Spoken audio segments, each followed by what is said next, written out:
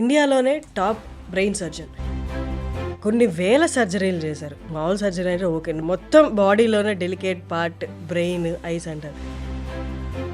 మీరు కాఫీ తాగినంత ఈజీగా సర్జరీ చేస్తారు. ముందు నుంచి కూడా న్యూరో సర్జరీ చేయాలంటుంటే ఒక ముఖ్యమైన దృక్పథం, దానివల్ల ఇంట్రెస్ట్ ఉంటుంది. నేనేదో యాక్సిడెంటల్ న్యూరో సర్జన్ కాదు. మీరు సర్జరీకి వెళ్ళే ముందు దేవుడిని తలుచుకుంటారా సార్? చాలా ముఖ్యమైన అంశం అది. నమ్మకం ఎందుకంటే ఎక్కడో చిన్న విలేజ్లో పుట్టాను నేను. అమావాస్య నాడు అనుకోండి, సహజనంతరకు ఏ పేషెంట్ ఆపరేషన్ చేయించుకోరు.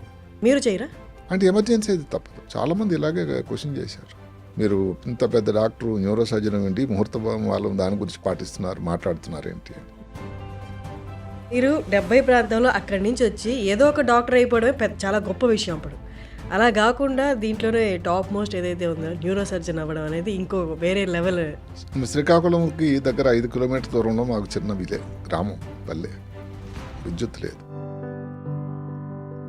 సార్, కొన్ని క్రిటికల్ అండ్ డెలికేట్ కేసెస్ వస్తాయి. అంటే చిన్న పిల్లలు ఏదైనా పడి వాళ్ళకి బ్రెయిన్కి తలకి దెబ్బ తగ్గ చిన్న ఈ మధ్య కాలంలో 1.5 సంవత్సరం క్రితం ఒక చిన్న 6 సంవత్సరాల బాలుడికి ఆపరేషన్ చేశాం.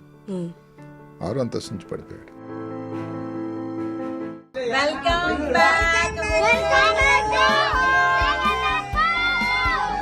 ఒక సినిమాలో, జీన్స్ సినిమాలో మనం కాన్సెప్ట్ ఒకటి చూస్తాం. లెఫ్ట్కి చేయాల్సిన సర్జరీ రైట్కి చేసేసారు. ప్రఖ్యాత సినీ యాక్ట్రెస్, హీరోయిన్, వారి మదర్కి ప్రపంచంలోనే బెస్ట్ హాస్పిటల్ అమెరికాలకు తీసుకెళ్లి వైద్యం జరిగింది. ఓ, ఇది అందరికి తెలిసిన heroine.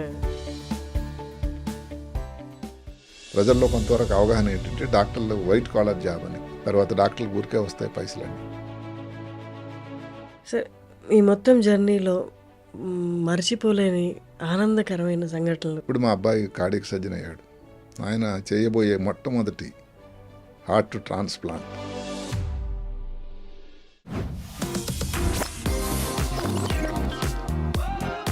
Hello yes, welcome to talk show with Harshini. Welcome to iDream media. ఇండియాలోనే టాప్ బ్రెయిన్ సర్జన్, కొన్ని వేలకు పైగా సర్జరీస్ చేశారు డాక్టర్ రంగనాథం గారి వాళ్ళు మనతో ఉన్నారు. నమస్తే సార్. నమస్తే సార్, చాలా రోజుల తర్వాత మిమ్మల్ని కలుస్తున్నాను. I'm so happy to meet you.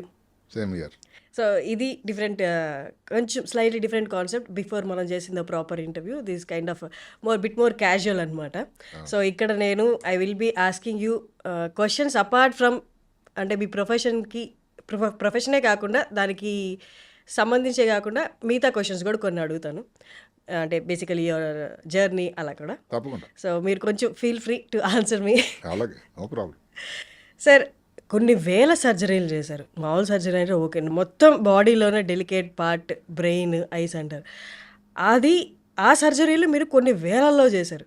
కొంతవరకు చాలామంది అనేది ఏంటి అంటే మీరు కాఫీ తాగినంత ఈజీగా సర్జరీ చేస్తారు. ఎలా సార్, ఎలా పాసిబుల్ అన్ని వేల సర్జరీలు అసలు మీ చేతుల మీద? అంటే అన్ని సర్జరీలు అంటే అన్ని వేల మందికి ప్రాణం పోసినట్టు కదా సార్. అది ఒక పరిశ్రమ, నిరంతర పరిశ్రమ.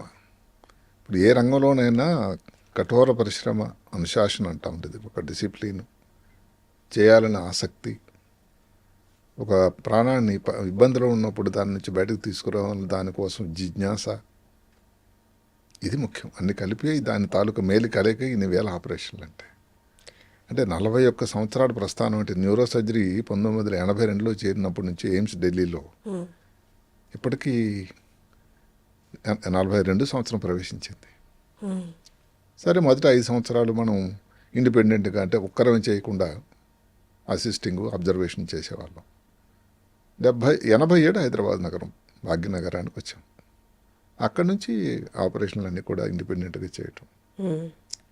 సో అది ఆ గొప్ప ప్రస్థానం. ఎందుకంటే ముందు నుంచి కూడా న్యూరో సర్జరీ చేయాలంటుంటే ఒక ముఖ్యమైన దృక్పథం, దానివల్ల ఇంట్రెస్ట్ ఉంటుంది. నేనేదో యాక్సిడెంటల్ న్యూరో సర్జన్ కాను, చేయాలని పట్టుదలతో చేసినటువంటి. అక్కడ 2 మాటలు ఉంటాయి.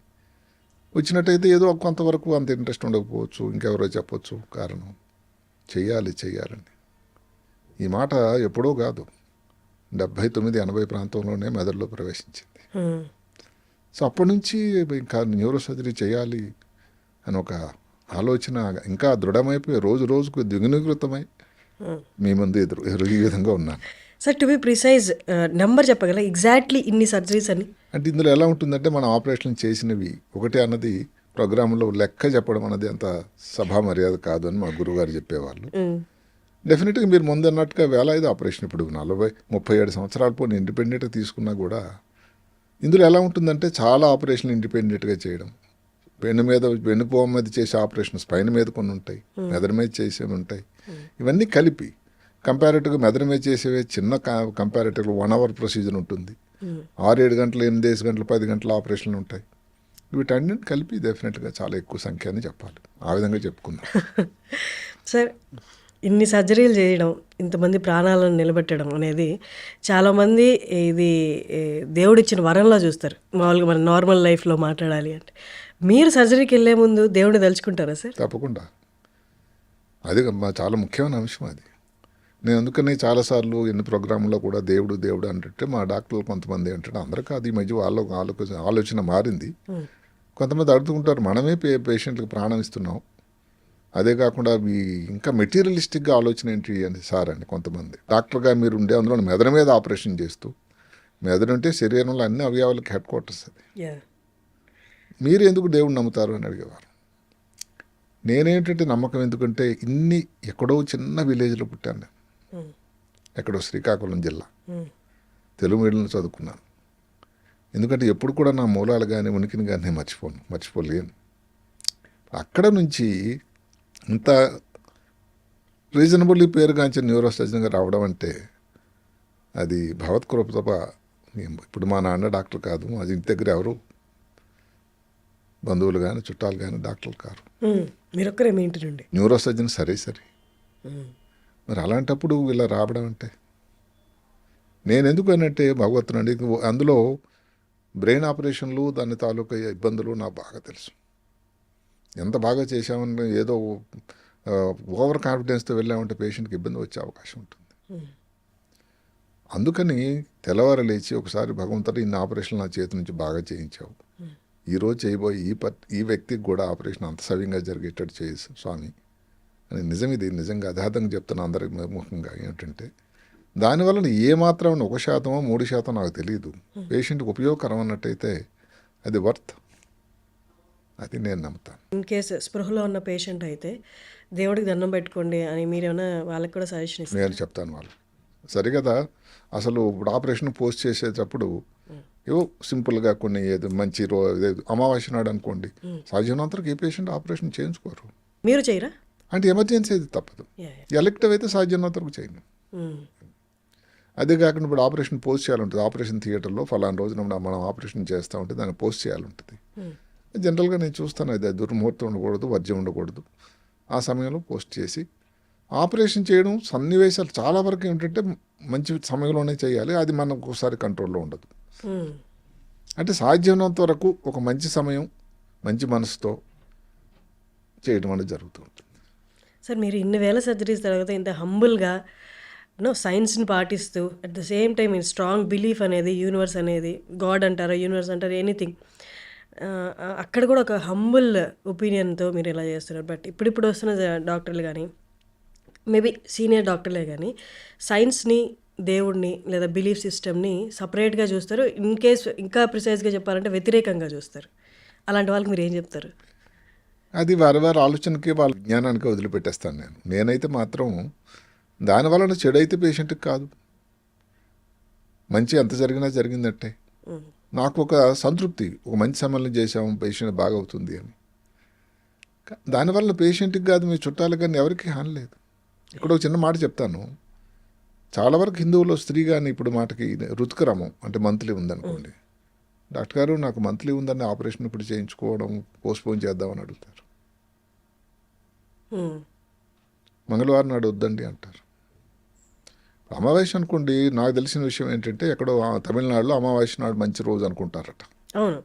అది వాళ్ళ పద్ధతి, వాళ్ళ తాలూకా ఆచారం. ఇట్లా ప్రాంతాన్ని బట్టి మారుతూ ఉంటుంది, మా వ్యక్తుల తాలూకా ఆలోచన బట్టి కూడా మారుతూ ఉంటుంది. ఒకసారి ఇప్పుడు ఒక ఛానల్లోనే ఒక ప్రోగ్రాం చేశాం, మా సిద్ధాంత్ గారు నేను కలిసి, ముహూర్త బలం అని దాని మీద చాలామంది ఇలాగే క్వశ్చన్ చేశారు. మీరు ఇంత పెద్ద డాక్టరు, న్యూరో సర్జన్ ఏంటి ముహూర్త బలం వాళ్ళు దాని గురించి మాట్లాడుతున్నారు ఏంటి అని. నేను అన్నాను సింపుల్గా, ఇప్పుడు ఒక వ్యక్తికి ఈ ప్రపంచంలోకి వచ్చినప్పటి నుంచి చివరి వరకు జరిగిపోయినంత వరకు కొన్ని సంఘటనలు జరుగుతుంటాయి.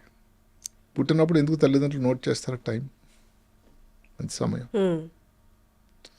స్కూల్కి వెళ్ళేటప్పుడు అక్షరాభ్యాసం, స్కూల్కి వెళ్ళే కాదు ముందే, స్కూల్కి వెళ్ళేటప్పుడు వివాహానికి,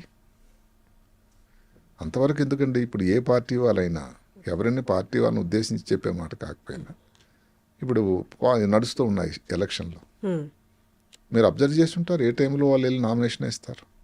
ఇక్కడ ఏ పార్టీ కాదు ముఖ్యం, ఎవరికన్నా మంచి సమయంలోనే ఇస్తే కొంతమంది నామినేషన్ వేయడానికి ఒక 5 నిమిషాలు టైం ఉంటే అక్కడ ఉన్న చెట్టు కింద ఎక్కడో నిలబడతారు, కానీ వీళ్ళు నామినేషన్ పేపర్ సబ్మిట్ చేయరు. మంచి ముహూర్తం వచ్చేవరకు గృహప్రవేశానికి ముహూర్తం,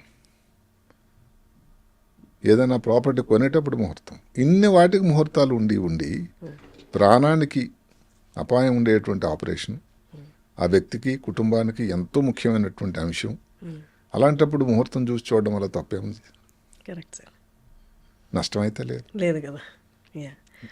సార్ ఇందాక మీరు చెప్పారు మీరు శ్రీకాకుళం నుండి 70 ప్రాంతాల్లో శ్రీకాకుళం ఇప్పుడు మారింది సిచ్యువేషన్, కానీ 70 ప్రాంతాల్లో శ్రీకాకుళంని అంటే ఎదుగుదల లేని ప్రాంతంగా, నక్సలైట్ ప్రాంతంగా అనుకునేవాళ్ళు. వాస్తవం. మీరు 70 ప్రాంతంలో అక్కడి నుంచి వచ్చి ఏదో ఒక డాక్టర్ అయిపోవడమే చాలా గొప్ప విషయం. అప్పుడు అలా కాకుండా దీంట్లోనే టాప్ మోస్ట్ ఏదైతే ఉందో న్యూరో సర్జన్ అవ్వడం అనేది ఇంకో వేరే లెవెల్. ఒకసారి మీ జర్నీ గురించి చెప్పండి, శ్రీకాకుళం నుండి ఇక్కడ దాకా. శ్రీకాకుళంకి దగ్గర 5 కిలోమీటర్ దూరంలో మాకు చిన్న గ్రామం, పల్లె, విద్యుత్ లేదు. అక్కడే 10th క్లాస్ వరకు తెలుగు మీడియంలోనే చదువుకున్నాం. ఎగ్జాము రాయాలంటే మా శ్రీకాకుళంలో సెంటర్ లేదు, కింద మా ఊర్లో లేదు. అక్కడికి మా శ్రీకాకుళంకి సెంటర్కి వెళ్ళాము. అక్కడ ఉండి ఆ 15 రోజులు ఎగ్జామ్ రాసిన తర్వాత మళ్ళీ రావడం. అక్కడ ఒక ముఖ్యమైన మలుపు అక్కడే జరిగింది. నేను నమ్మినంత ఎన్నిసార్లు చెప్పినా చెప్తాను, భగవత్ కృప వల్ల ఏంటంటే 10th క్లాసులో చాలా మంచి మార్కులు వచ్చాయి. అక్కడ మా ఊరు పక్కన ఒక ఆయన అప్పట్లో డాక్టర్ అయ్యాడు. ఆయన చదువుకోవడం ఎక్కడ అంటే ఇప్పుడు పియూసీ రోజులు అవి. ఆయన పియూసీ ఎక్కడ చేశారంటే ఆంధ్ర లైలా కాలేజీ విజయవాడలో చదివాడు ఆయన. అప్పటికి ఇంకా ఎంబీబీఎస్కి ఎంట్రన్స్ లేదు. సో లైలా కాలేజ్ చేరితే ఎంబీబీఎస్ ఇంజనీరింగ్ సీటు గ్యారంటీ. ఎందుకంటే అక్కడ పద్ధతి క్రమశిక్షణ అలా ఉంటుంది. అందుకని మా నాన్నగారికి మా అన్నయ్య గారికి ఏం చెప్పారంటే ఆ కాలేజీకి పంపించండి మీ వాడిని, బాగా చదువుతున్నాడు కదా, తెలివైన వాడు కదా అని చుట్టుపక్కల వాళ్ళు బంధువులు సలహా ఇచ్చారు. అప్పట్లో 10th మార్క్స్ ఎంత సార్ మీకు అడగచ్చా? 436. ఓకే. మీ స్కూల్ గవర్నమెంట్ స్కూల్లో చదివి, తెలుగు మీడియంలో చదివి చాలా మంచి మార్కులు అప్పట్లో. ఇప్పుడులాగా 600కి 550 కాదు. అంటే ఇప్పుడు పద్ధతులు మారాయి. ఎవరిని విమర్శించేది సోర్స్ లేదు కదా సార్, స్టడీ మెటీరియల్స్ లేవు, స్టడీ మెటీరియల్ లేదు, ఇంటి దగ్గర చదువుకోవడం, ఎప్పుడు ట్యూషన్కి వెళ్ళలేదు. సో లైలా కాలేజ్ అన్నది విజయవాడ వెళ్ళడానికి ట్రైన్, జీవితంలో మొట్టమొదటిసారి ట్రైన్ అక్కడ. అలా మొదలైంది. కానీ ఇంట్లో పరిస్థితులు ఎలా ఉండేవి సార్? ఆర్థికంగా కానీ బాగుండేవా? ఆర్థికంగా చాలా కష్టమైన పరిస్థితి. మీరు ఎంతమంది సార్? మేము 5గురు, అంటే 3 అన్నదమ్ములు 2 అక్కచెల్లెలు. అందరిలో చిన్నవాడని నేను. సో మా ఇంట్లో చూసుకున్న అందరిలో ఇంటర్మీడియట్, అంటే అప్పుడు ఇంటర్మీడియట్ లేదు, మెట్రికులేషన్ అయిన తర్వాత పియూసీ కొంతవరకు చదివినటువంటి వ్యక్తి మా పెద్దన్నయ్య. మా 2 అక్కచెల్లెలు అసలు స్కూల్కి వెళ్ళలేదు, నేను ఆఖరివాడు. మరి మీ ఇంటర్మీడియట్ పియూసీ ప్రయాణంలో చేతిలో ఎంతో కొంత పెట్టయితే పంపించాలి కదా, అప్పుడు పరిస్థితులు బాగుండేనా? మీకు డబ్బులు అందాయా లేకపోతే ఆ జర్నీ ఒకసారి చెప్పండి. అది అదృష్టం కలిసి వచ్చింది అనుకోండి. ఎందుకంటే అప్పట్లో, ఇప్పుడు కూడా ఉందో నాకు తెలియదు కానీ 10th క్లాస్లో కానీ మంచి మార్కులు వచ్చినట్టయితే, అప్పుడు మేము చదివిన 10th క్లాస్ అప్పటికి ఎస్ఎస్ఎల్సీ అయిపోయింది. ముందు ఎస్ఎస్ఎల్సీ అనేవాళ్ళు, సెకండరీ స్కూల్ లీవింగ్ సర్టిఫికేట్. అప్పటికి మేము వచ్చేసరికి ఇంటర్మీడియట్, మేము 2వ బ్యాచ్. సో ఇంటర్మీడియట్ వరకు 10th క్లాస్లో మంచి మార్కులు రావడం వల్ల నేషనల్ మెరిట్ స్కాలర్షిప్ అని నాకు అర్హత సంపాదించాను. దానివలన ప్రతి నెల కూడా మనకి పారితోషికం వచ్చేది. ఇంటర్మీడియట్ మొత్తం 2 years మొత్తం. సో ఇంటర్మీడియట్ లయాలలో జాయిన్ అయ్యారు, కానీ అప్పుడే ఊరు దాటడం కదా సార్ ఫస్ట్ టైం. మీ శ్రీకాకుళం యాస ఒకటి ఉంటుంది, శ్రీకాకుళం యాస కానీ మీ వేసుకున్న బట్టల తీరు కానీ చూసి అప్పుడు అక్కడ కాలేజ్లో వాళ్ళు ఏమన్నా వెక్కిరించాలన్నా జరిగిందా? వెక్కిరించమనకపోయినా కానీ ఎవరు నేను ఇబ్బంది పెట్టే మాటలు చెప్పను కానీ పరిహాసం చేసేవాళ్ళు. ఎందుకంటే అక్కడ ఇంకోటి ఏంటంటే కొన్నాళ్ళు నేను 3 తిరునామాలు కూడా పెట్టుకునేవాడిని. కాటన్ దుస్తులు, హవాయి చెప్పులు. అప్పుడు శ్రీకాకుళంలో పీక్ నక్సలైట్ మూమెంట్. సో అందరు మిత్రులు కొంతమంది పరిహాసం చేసేవాళ్ళు కూడా శ్రీకాకుళం నుంచి నక్సలైట్ వచ్చేసాడు విజయవాడ. అట్లాంటి పరిస్థితి అక్కడ విజయవాడలో. అప్పట్లో ఫ్యాషనబుల్గా దుస్తులు అంటే అక్కడ ఇంటర్మీడియట్ వేసుకొచ్చేవాళ్ళు పీయూసీ, అంటే మీరు చెప్పారు హవాయి చెప్పులు, కాటన్ దుస్తులు ఉన్నాయి. అంటే కాలేజ్లో వాళ్ళు ఎలాంటి దుస్తులు వేసుకునేవాళ్ళు? కొంతమంది ఇప్పుడు మాటకు చుట్టుపక్కల ప్రాంతం వాళ్ళు ఉన్నారనుకోండి, తల్లిదండ్రులు ఉద్యోగంలో ఉన్నారు, ఆర్థికంగా పర్వాలేదు, వాళ్ళు మంచి దుస్తులు వేసుకుని వచ్చేవాళ్ళు. మంచి దుస్తులు అంటే అప్పట్లో ఎలాంటి? అప్పుడు ఇన్షర్ట్ చేసుకొని రావడం, బెల్ బాటమ్ ప్యాంట్లు. అంటే అక్కడ వాళ్ళకు ఉండేటువంటి ఆర్థిక పరిస్థితి కూడా దానికి తోడవుతుంది కదా. అందువల్ల ఇప్పుడు మనం వేసుకున్న దుస్తులు అన్నంత మాత్రాన్ని మిగతా వాళ్ళు అదే వేసుకోవడం అనేది అక్కడ ఏం ఇది లేదు, డిసిప్లిన్. ఎవరన్నా ఏ ఇష్టమైన దుస్తులను వేసుకునేవాళ్ళు. సో అది మన పద్ధతి. లైలా కాలేజ్ అన్నది నా ప్రకారం ఒక జీవితంలో పెద్ద మలుపు. అక్కడ ఏమిటంటే ఉన్నటువంటి డిసిప్లిన్, క్రమశిక్షణ, ఒక ఎగ్జామ్ ఎలా రాయాలి, ఎగ్జామ్లో ఎలా రాస్తే మార్కులు వస్తాయి. ముందు చెప్పినట్టుగా అప్పటికి ఇంక ఎంబీబీఎస్ ఎంట్రన్స్ లేదు అని దాన్ని బట్టి మీరు జువాలజీ రాస్తే ఎలా రాయాలి. ఏ ఇయర్లో సార్ ఎంబీబీఎస్ ఎంట్రన్స్ లేదు అప్పటికి? ఇంకా మేము చేరేసరికి లేదు. 70లో నేను చేరాను, 70కి ఎంట్రన్స్ లేదు. ఇంకా మార్కుల ప్రాతిపదిక మీదే ఇచ్చేవాళ్ళు. ఇంటర్మీడియట్ మార్క్స్ బేస్ చేసుకుని డాక్టర్ సీట్, ఎంబీబీఎస్ సీట్ ఇచ్చేవాళ్ళు. ఇంటర్మీడియట్ మార్కులను కాదు, ఫస్ట్ బ్యాచ్కి కూడా అప్పటికే మొదలైంది. అంటే ఈ ఎంట్రన్స్ మొదలైంది ఎప్పుడంటే 1970 సంవత్సరం మొట్టమొదటిసారి. మేము ఇంటర్మీడియట్ సెకండ్ బ్యాచ్. ఓకే. అంటే ఫస్ట్ బ్యాచ్ వాళ్ళకి ఎంట్రన్స్ రాయాల్సి వచ్చింది. ఓకే. కాబట్టి ఫస్ట్ అప్పటికి ఎంట్రన్స్, ఇంకా అప్పటికి కూడా ఇంటర్మీడియట్ వాళ్ళు చేరిన వాళ్ళు ఎవరు లేరు. పియూసీ లాస్ట్ బ్యాచ్ వాళ్ళు అప్పటికే పియూసీ చేసి ఇంకా వెయిటింగ్లో ఉన్న వాళ్ళు దీనికి అర్హత సంపాదించారు అప్పటికి. అందుకు ఏమిటంటే దానికి ఎట్లా రాయాలి, మార్కులు ఇంటర్మీడియట్ ఎగ్జామ్లో బాగా ఎట్లా సంపాదించాలి, దానికి ఒక పద్ధతి నేర్పేవారు. తెల్లవారు 5:30 లేవాలి, 6:100 అయినా 106 అయినా. ఒక ప్రతిదానికి ఒక బెల్ ఉంటుంది అక్కడ. హాస్టల్లో ఉండేవాళ్ళు. విజయవాడ మా సొంత ఊరు కాదు. హాస్టల్లో ఉండగానే దానికి సైలెన్స్ బెల్ అని ఒకటి, అంటే ఆ టైంలో సైలెంట్గా ఉండాలి. స్టడీస్ బెల్ అంటే ఆ టైంలో చదువే. మధ్యలో ఏదో బ్రేక్ఫాస్ట్ కోసం ఉదయం ఒక టైం, కాలేజీకి వెళ్ళడానికి అంతే సేమ్ అదే క్యాంపస్లో ఉన్నాయి లైలా కాలేజ్. గుణదల రామారపాడని అప్పటికి గుణదల పొలిమేరలో ఉండేది హైదరాబాద్, విజయవాడకి. ఇప్పుడు అంతా పెద్ద ప్రాంతం అయిపోయింది. సో అక్కడ అలా ఉండేది. కాలేజీ అయిపోయింది, మధ్యలో లంచ్ అప్పుడు ఇంకో బెల్లు. అందులో పెద్దగా హాస్టల్. అందులో ఏమిటంటే మా ఫస్ట్ బ్యాచ్ ఒకళ్ళు, సెకండ్ బ్యాచ్ లంచ్కి వెళ్ళేవాళ్ళు అలా. సో ప్రతిదానికి ఒక క్రమశిక్షణ. ఎన్ని వేల మంది ఉండేవాళ్ళు సార్ అప్పుడు స్టూడెంట్స్? అది మా హాస్టల్లోనే 360 రూమ్స్ ఉండేవి. హాస్టల్కి రూమ్కి 2 ఉండేవాళ్ళు. అలాంటి 3 హాస్టల్స్ ఉండేవి. అంటే మంచి స్ట్రెంగ్తే సార్ అప్పుడు కూడా? చాలా స్ట్రెంగ్త్. ఫీమేల్ కూడా ఉండేవాళ్ళ? లేరు అప్పటికి, ఇంకా లేదు, ఎడ్యుకేషన్ లేదు. అందరు మీరు ఉన్న స్ట్రెంగ్త్ అంతా మగవాళ్ళే? మగవాళ్ళు. ఏదైనా కానీ గ్రాడ్యుయేషన్లో కానీ. ఆ తర్వాత పరిస్థితులు మారాయి. ఇప్పుడు లైలా కాలేజీలో కోఎడ్ వచ్చింది. అప్పటికి లేదు, ఇంకా చాలా సంవత్సరాల వరకు లేదు. ఆ ఫాదర్స్ ఆ క్రమశిక్షణ, సెయింట్ ఇగ్నేషియస్ గ్రూప్ అని ఒకటి ఉంటుంది. ఆ వాళ్ళు చాలా గొప్పవాళ్ళు, చాలా పద్ధతిలో చూసేవాళ్ళు. ఎగ్జామ్ ఉన్నా కానీ మీరు రాత్రి 9 తర్వాత చదువుకోవడానికి, మెలకువగా ఉండడానికి, లైట్ ఉండడానికి ఆస్కారం లేదు. లైట్ ఆపాల్సిందే. అంటే ఏమిటి, పగలు ఈ టైంలో కూడా వేస్ట్ చేయకుండా చదువుతూ రాత్రి అనేది నిద్రపోతే ఆరోగ్యం బాగా ఉండి ఎగ్జామ్లో బాగా పెర్ఫార్మెన్స్ బాగుంటుందని అప్పట్లోనే వారికి అవగాహన ఉంది. కానీ మీ యాక్చువల్ ప్రపంచం చూడడం, మీ మైండ్ మౌల్డింగ్ కానీ మీ ఆలోచన తీరు మారడం అనేది లయలోనే జరిగింది. 100%. డైరెక్ట్ ఊరు నుండి అక్కడ నుంచి ఎంబీబీఎస్, ఇది వేరే ప్రపంచం. కానీ ఈ చేంజ్ అనేది చాలా కష్టమైన చేంజ్. అంటే విలేజ్ వాతావరణంలో పెరిగిన నాకు ఇప్పుడు తెల్లవారు లేవగానే మీ బెడ్షీట్లు అవన్నీ చక్కగా శుభ్రంగా బెడ్ అంతా ఉండాలి, పుస్తకాలన్నీ సరిగ్గా లైన్లో ఉండాలి, పుస్తకాలన్నిటికీ కవర్ వేసుకుని వెళ్ళాలి, దాని మీద లేబుల్ రాసుకోవాలి పేరు. అంటే ఒక పద్ధతిని అప్పట్లో నేర్పారు అన్నీ.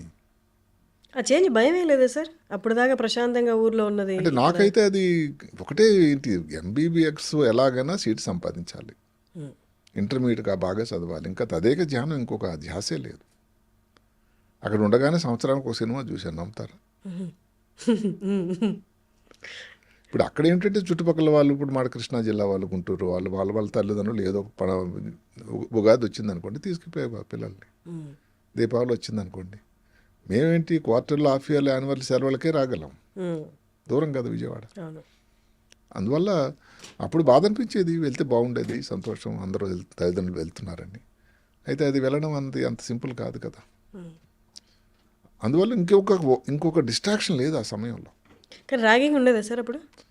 లేదు, హాస్టల్లో లేదు ర్యాగింగ్. అంటే చిన్నపిల్లలు అందరూ ఇప్పుడు ర్యాగింగ్ అనే ఇటువంటి ఈ ఇబ్బంది తర్వాత ఎంబీబీఎస్లో చేరింది అది. అసలు రూల్ ఏమిటంటే మామూలు కాలేజీలో అసలు ర్యాగింగ్ ఆ సమయంలో లేదు, ఎంబీబీఎస్ నుంచి మొదలవుతుంది ఆ వ్యవహారం. అందులోనే first year, second year.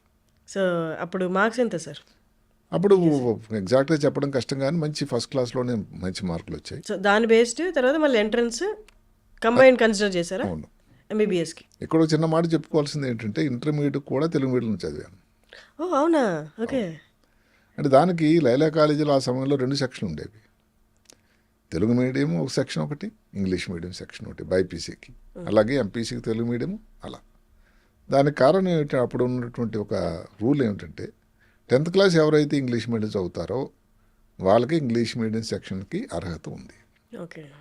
Telugu మీడియంలో చదివితే తెలుగు మీడియంనే మీకు ఎన్ని మార్కులు 10th క్లాసులో ఇంగ్లీష్లో వచ్చాయి కాదు ప్రాతిపదిక. అలా మరి తెలుగు మీడియం చేరాల్సి వచ్చింది. తెలుగు అకాడమీ నుంచి ఇంత పెద్ద పుస్తకాలు ఉండేవి. అంటే ఒక్కొక్క సబ్జెక్టుకి ఉష్ణం అని ఫిజిక్స్లో ఉంటుంది, ఉష్ణం అని, కాంతి అని, అంటే లైట్, హీట్, దానికోసం ఒక బుక్. ఎందుకంటే ఇంగ్లీష్ నుంచి తెలుగులో అనువాదం చేసేసరికి సమాచారం ఎక్కువైపోయేది కదా. అది ఎగ్జామ్ ఏదైతే ఎంట్రన్స్ ఎగ్జామినేషన్ 72లో రాసామో అది మళ్ళీ ఇంగ్లీష్లో, అప్పటికి ఇంక తెలుగులో అనువాదం రాలేదు. దానికోసం ఏమిటి 2 విషయాలుగా ముందు నుంచి మా లైలా కాలేజీ వాళ్ళు మాకు ట్రైనింగ్ ఇచ్చేవాళ్ళు. ఎంట్రన్స్ అన్నది ఇంగ్లీష్ మీడియంలోనే ఉంది. అందుకని తెలుగు మీడియం పుస్తకాలు చదువుతూ ఇంగ్లీష్ మీడియం పుస్తకాలు కూడా చదవాల్సి వచ్చేది. అప్పుడు డబుల్ వర్క్ కదా సార్? డబుల్ వర్కే. అక్కడ మ్యాక్సిమం ఏంటంటే ఎగ్జామ్లో కొన్ని పదాలకి ఏదైనా మనకు కాంప్లికేటెడ్గా అనిపిస్తూ ఉంటే తెలుగు ట్రాన్స్లేషన్ చెప్పేవాళ్ళు, అది అఫీషియల్గా గవర్నమెంట్ ఆఫ్ ఆంధ్రప్రదేశ్. ఓకే. ఎందుకంటే తెలుగు మీడియం వాళ్ళకి కొన్ని ఇంగ్లీష్ పదాలు తెలియకపోవచ్చు, ఇది ఈ ఎంట్రన్స్ టైంలో, ఎగ్జామ్ టైంలో ఇచ్చేవాళ్ళు. అదొకటే, ఎగ్జామ్ మాత్రం ఇంగ్లీష్లోనే. So from there to MBBS ఎలా సార్? ఎంబీబీఎస్ ఫస్ట్ ఇయర్ అది మా సమయంలో ఎంబీబీఎస్ అనేది అది ఒక పెద్ద బృహత్తర పథకం అది. అక్కడ 6 సంవత్సరాలు మేము చేరినప్పుడే 6 సంవత్సరాలు, first year, second year, third year. First ఇయర్లో ఇంకా కొన్ని సబ్జెక్టులు ఉండేవి, ఇంగ్లీషు, ఫిజికల్ కెమిస్ట్రీ అని. కెమిస్ట్రీ అన్నది మేము ఇంటర్మీడియట్లో చదివినా కూడా ఫిజికల్ కెమిస్ట్రీ ఉండేది, ఆ 2 పాస్ అవ్వాలి. సెకండ్ ఇయర్ అన్నది 6 మాసాల కోర్సు, అది ఆర్గానిక్ కెమిస్ట్రీ అని ఒకటి ఉండేది, అది ఇంకా కష్టమైన సబ్జెక్ట్ అండి బో.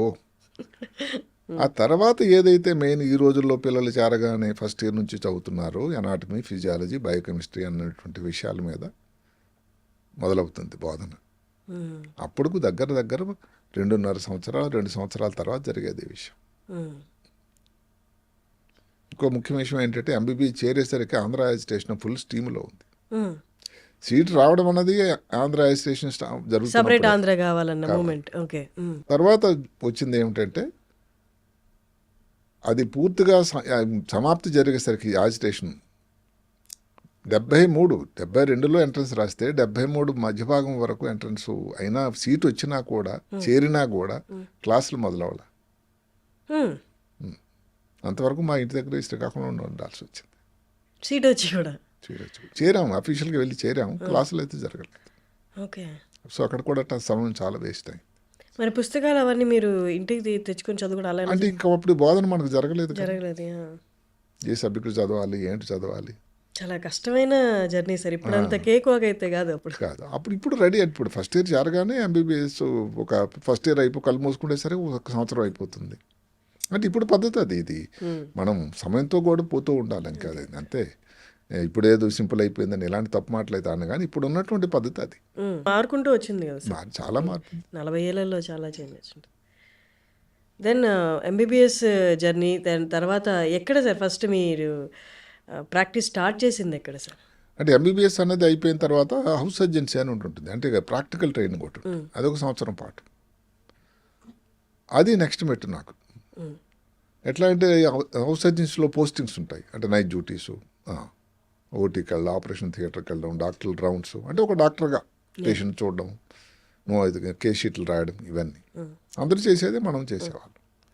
అందులో కొన్ని పోస్టింగ్స్ అని ఉంటాయి. ఉదాహరణకి మెడిసిన్ పోస్టింగ్ అంటే 2 నెలలు, సర్జరీ అయితే 2 నెలలు, అట్లా గైనకాలజీ అయితే 2 నెలలు, ఇంకా ముఖ్యం గైనకాలజీ ఆ రోజుల్లో. లేబర్ రూమ్ పోస్టింగ్ అని ఉండేది. అలా కొన్ని ఈ అసోసియేటెడ్ సబ్జెక్ట్స్, న్యూరో సర్జరీ అని, కార్డియక్ సర్జరీ అని, పిడియాట్రిక్ సర్జరీ అని ఇలా ఉంటాయి, ఆర్థోపెడిక్స్ అని. అవి 15 రోజుల పాటు. మొట్టమొదటి పోస్టింగ్ నాకు న్యూరో సర్జరీలో జరిగింది. అంటే పోస్టింగ్ అలా వచ్చింది 15 రోజులే. అక్కడ ఒక మహానుభావుడు పరిచయం అయ్యాడు నాకు. అప్పుడే చెన్నైలో చదివి న్యూరో సర్జరీ, చాలా క్వాలిఫైడ్ న్యూరో సర్జన్, ఒక యంగ్స్టర్. ఆయన అసిస్టెంట్గా చేరారు. అప్పటికి హెడ్ ఆఫ్ ది డిపార్ట్మెంట్ కూడా సిఎంసి బెంగళూరులో ఒక న్యూరో సర్జరీ చేసిన నిష్ఠాన్వితుడు. అయితే నాకు ఈయనతో కలిసిమెలిసి ఎక్కువ ఉండడం, ఆయన ఉదయం నుంచి సాయంకాలం వరకు పేషెంట్ని రౌండ్స్, ఇంకా అదే పని. సో ఆయనకి ఫాలో అవ్వడం మొదలుపెట్టాను నేను. అట్లా న్యూరో సర్జరీ మీద ఆ జిజ్ఞాస మొదలైంది. పేషెంట్ అమ్మో చాలా కాంప్లికేటెడ్ పరిస్థితి నుంచి అన్కాన్షియస్ పేషెంట్ కాన్షియస్ స్పృహలోకి వచ్చేయటం, అసలు తలకు దెబ్బ తగిలి బాగవుతాడో లేదో అనుకున్న పేషెంట్ బాగవడం, ఇలాంటివి చూసి ఇంత మంచి రిజల్ట్స్ ఉంటాయా ఈ సర్జరీలో అని ఒక ఆలోచన మొదలైంది. అది ఇంకా రోజు రోజుకు దృఢం అవడం మొదలెట్టింది. మనకి ఎంత ఆసక్తి ఉన్నా, మీరు అన్నారు ఫస్ట్ నుంచి అదే ధ్యాస, అదే పట్టుదల ఉండేది. కానీ రైట్ టైంలో రైట్ గురువుని కలవడం కూడా అది ఎంత బాగా పెంపొందబడుతుంది అన్నది ఆ కోరిక. మీరు మీ గురువు గురించి చెప్తుండే, అదే మీ ఇన్స్పిరేషన్గా తీసుకున్న అదే పర్సన్. ఎందుకు అదే ఈరోజు కూడా నేను మరవలేనిది ఏమిటంటే ఆ వ్యక్తి. సో అదంటే మనకు తెలియకుండానే ఏమిటంటే ఐడలైజింగ్ అంటాం. అంటే ఏంటి, తెలియకుండానే మనం ఇలాగా చేయాలి, ఇలా చదవాలి, ఇలా వినాలి. ఆ తర్వాత ఎయిమ్స్లో సీట్ వచ్చినప్పుడు ఏంటంటే సర్జన్ను చూసి ఆ సీజర్ కత్తిరి ఎలా పట్టుకోవడం, ఇలా పట్టుకోవాలా, ఇలా పట్టుకోవాలా, ఎలా చేయాలి, 2 చేతులు వాడడం, అంటే ఇదంతా తెలియకుండానే మనం ఒకరిని అనుకరించడం ఐడలైజింగ్ అంటే. అంటే వాళ్ళంతా గొప్పవాళ్ళు అయ్యారు, మనం కూడా అలా అవ్వాలంటే ఇవన్నీ చేయాలి అని మాట్లాడినప్పుడు. ఈ హంగులవన్నీ కూడా ఎయిమ్స్ ఢిల్లీలో నేర్చుకున్నాను. అంటే ఒక డిసిప్లిన్, ఒక పద్ధతి, ఒక dressing code, how you present your self, how you speak, ఎలా మాట్లాడటం, ఏమిటి ఫార్ములా మాట్లాడడం, స్టేజ్ ప్రజెంటేషన్. అదే కాకుండా డాక్టర్స్ అయితే మాట్లాడే పద్ధతి వేరు, డాక్టర్స్ కాని వాళ్ళకి మాట్లాడేటువంటి పద్ధతి వేరు. అంతే కదా, విషయం సమాచారం ఒకటే అవదు కదా. ఇవన్నీ ఆ గొప్ప ఇన్స్టిట్యూషన్ తర్వాత దానికి పునాది పడిగింది ఢిల్లీలో, విశాఖపట్నంలో న్యూరో సర్జరీ డిపార్ట్మెంట్లో. అక్కడ మరి ఉండగా ఆయన 15 రోజుల తర్వాత న్యూరో సర్జరీ పోస్టింగ్ అయిపోయినా కూడా మిగతా పోస్టింగ్లు అయినప్పుడు అక్కడ డ్యూటీ అయిపోయిన తర్వాత మళ్ళీ న్యూరో సర్జరీ వాడికి వచ్చేసామండి రోజు. అది న్యూరో సర్జరీ అయిపోయింది, హౌస్ సర్జన్స్ అయిపోయింది తర్వాత ఆ ఇంట్రెస్ట్ మీద అప్పుడు ఒక పద్ధతి ఉండేది, సీనియర్ హౌస్ సర్జన్సీ అని. ఓకే. సీనియర్ హౌస్ సర్జన్సీ అంటే కొంత పీరియడ్, 6 మాసాలు, సంవత్సరం.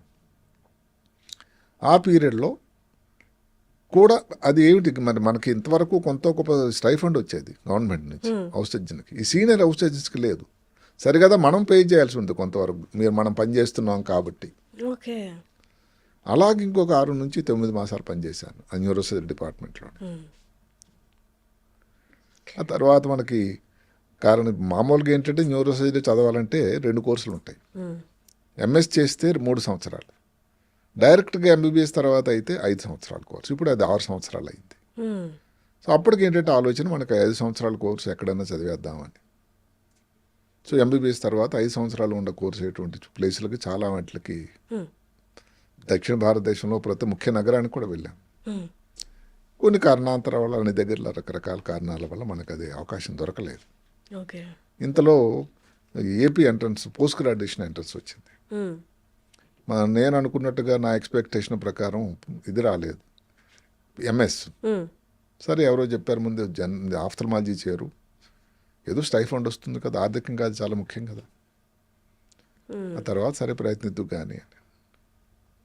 అయినా వదిలిపెట్టకుండా ఆఫ్థల్మాలజీ చేస్తూ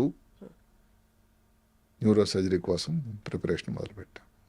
ఇక్కడ ఇంకొక మహానుభావుడు ఉన్నాడు అక్కడ, వారు నా తను ఉన్నటువంటి ఇంట్రెస్ట్ న్యూరో సర్జరీ మీద గమనించి ఒకరోజు ఆయన అడిగాడు, నువ్వు ఆఫ్థల్మాలజీ మీద మనసు లగ్నం చేయటం లేదు అబ్బాయి, అంటే నువ్వు న్యూరో సర్జరీ వైపే లాగుతూ ఉంది, నేను ఒక చిన్న సలహా ఇస్తాను. మహానుభావుడు ఈరోజు లేడు, ఆయన జరిగిపోయాడు, మర్చిపోలేని వ్యక్తి.